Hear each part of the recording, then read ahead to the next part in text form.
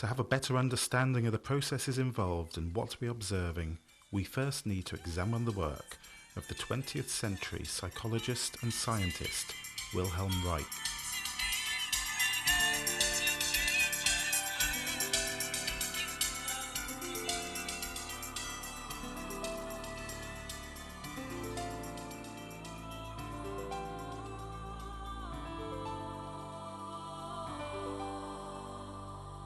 Using a high-quality microscope for its time, Reich was continuing the research established by H. Charlton Bastian, a contemporary of Louis Pasteur, on decaying food.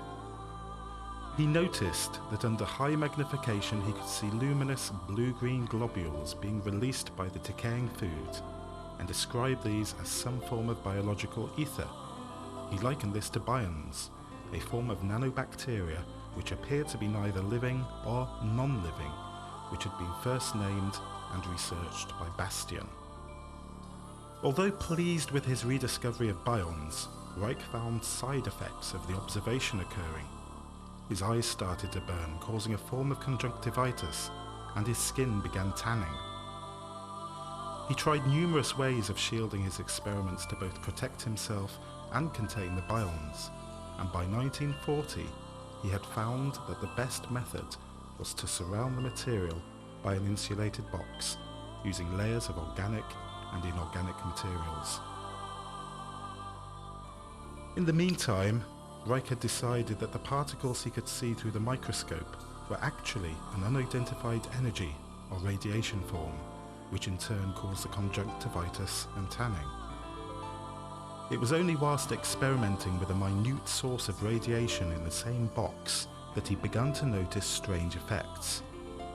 In his report of 1951, published as the Orgone experiment, Reich noticed that a Geiger counter placed in the box he was now calling an accumulator recorded a constant increase in radiation until it finally jammed.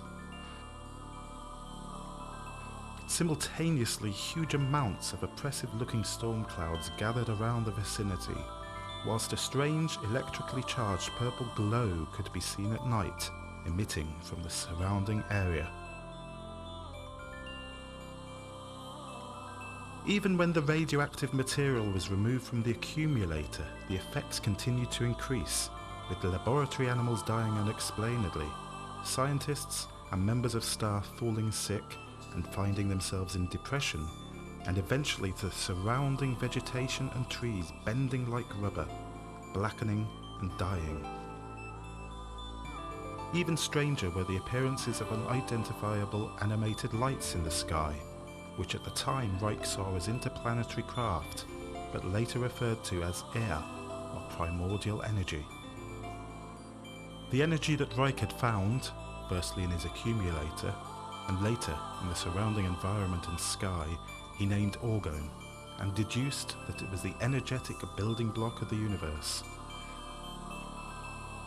Using his colleague Sigmund Freud's psychotherapeutic techniques, he studied the relationship between orgone flow in the human body and physical and psychological illness, and as a result of over 20 years worth of experimentation, he felt able to suggest a number of properties of this energy.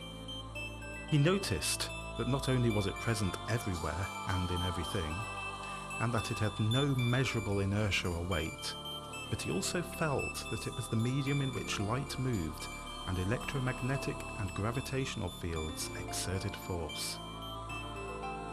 He observed that under the right conditions, which turned out to be neither rare nor unusual, matter could be created from the superimposition of tiny streams of organic energy, and more importantly, the presence of consciousness and volition, that is life itself, would arise.